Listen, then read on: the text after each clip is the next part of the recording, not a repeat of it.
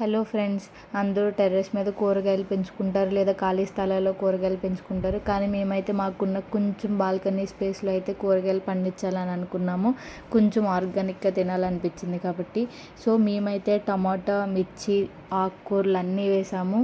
మాకు వచ్చే కొంచెం సన్లైట్కి కొంచెం టైం ఎక్కువే తీసుకుంది అన్నీ గ్రో అయ్యి కాయలు రావడానికి.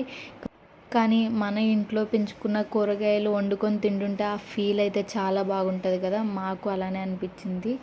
సో మీరైతే మా బాల్కనీలో మేము పెంచుకున్న కూరగాయల మొక్కలు అయితే చూసేయండి.